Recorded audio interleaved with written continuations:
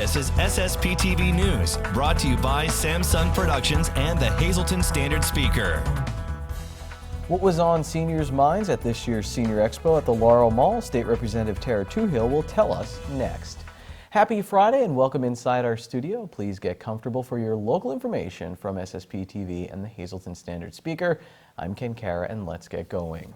Hundreds turned out yesterday to voice their concerns on the announced closing of the Whitehaven Center. Families and advocates spoke on behalf of the center's 112 residents and its more than 400 employees. The testimony lasted for more than 4 hours at St. Patrick's Church in Whitehaven. Deputy DHS Secretary Kristen Ahrens announced during the meeting that the decision to close the center was final and the testimony would help in the transition of the residents to community-based settings over the next 3 years. And today, State Representatives Tara Toohill and Doyle Heffley announced that they are working with the chairman of the House Human Services Committee to hold an urgent committee meeting on the pending closure of the Whitehaven Center. We talked with the local lawmaker yesterday about her concerns for the residents. We have disabled folks now that don't always get the county services or the county caseworkers, or they are with family members that are not caring for them appropriately. So there is a need for at least the choice of having this type of home-like setting that's a larger campus. And the individuals that live there, this is their home, and it's kind of double-edged to try to take that away from them and not listen to their voice and allow them to have choice and just say, no, this is the way we're doing it. Toohill and Heffley both vowed to continue to fight the closure plan for the Whitehaven Center. The annual Senior Expo at the Laurel Mall is a popular one-stop shop for healthcare and so much more. The event is set up by State Representative Tara Toohill and her staff. She says they max out on the number of vendors they can have so seniors can get the healthcare they need and information from several departments of the state government. Toohill spoke with our John Eric Poli about some of the concerns seniors have when they talk with her at the annual expo. Our number one concern that people have in this area is that they have a home, they've paid off the mortgage, and then their spouse passes away and they're left by themselves to pay the property taxes, and they're unable to do that. So property taxes is still the number one issue here with our seniors.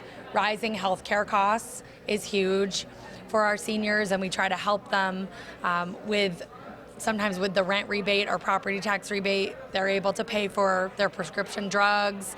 We have PACE and PACE-Net, and we try to get information out. People come in every day and they don't have the correct paperwork, or they don't apply for things that would really help them. So days like today, we'll see people and we'll realize that there's paperwork that they need to be doing that they haven't, and my staff is able to do it for them. If you missed the expo but have some questions for Toohill or her staff, you can call her office in Hazleton at 570-453-1344.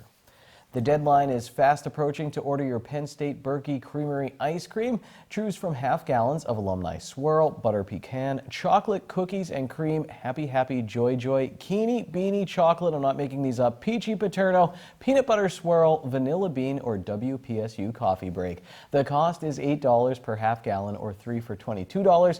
The deadline to order is this Monday, September 16th, and then you have the opportunity coming up to We Are Day on Saturday, October 12th, to see some of the various displays that are there, but most importantly, to pick up the ice cream that you had ordered. And once again, these are half-gallon sales of Creamery ice cream. You pick those up on We Are Day, Saturday, October 12th.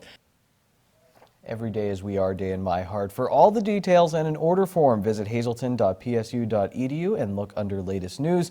The ice cream will be available for pickup on We Are Day, formerly Community Day, at Penn State Hazleton on Saturday, October 12th from 11 a.m. until 3 p.m. Time now for weather on SSPTV News. Some hoodie weather today in downtown Hazleton. Here's our forecast for the weekend from the National Weather Service. Tonight will be mostly cloudy for high school football with a low around 55 degrees. Then on Saturday, a 50% chance of showers, a possible thunderstorm after 10 a.m., cloudy with a high of 69 degrees. Saturday night, 30% chance of showers, mostly cloudy, low of 58. Then Sunday looks nice, mostly sunny with a high of 74, and a partly cloudy night with a low of 55. Monday looks great with a high of 76 degrees and mostly sunny skies, mostly clear at night with a low of 52. Tuesday is sunny with a high of 71, and Tuesday night mostly clear, low of 50 degrees.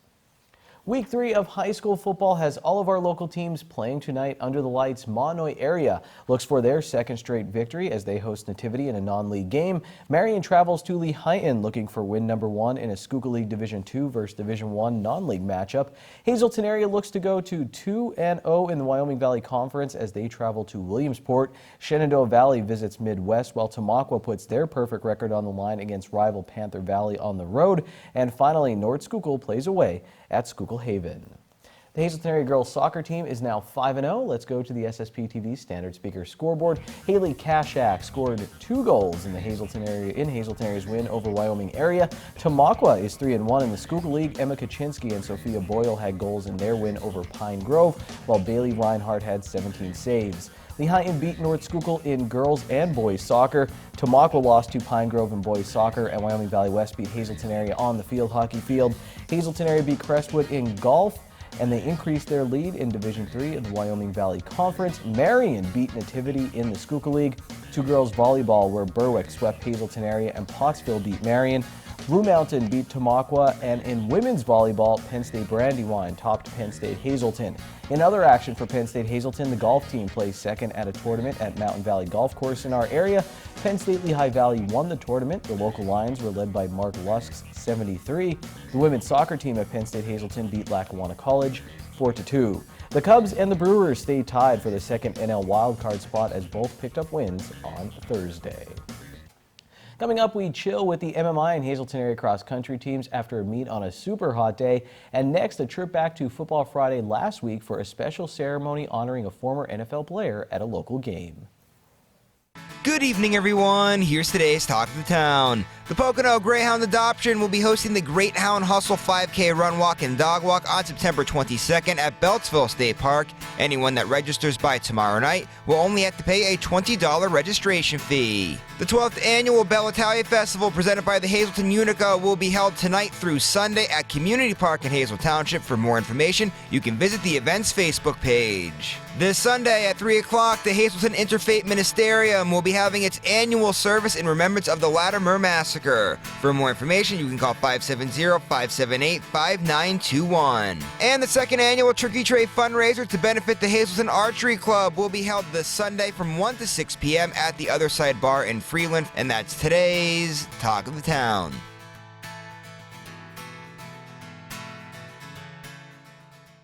SSPTV News would like to send sincere condolences to the family and friends of these recently departed.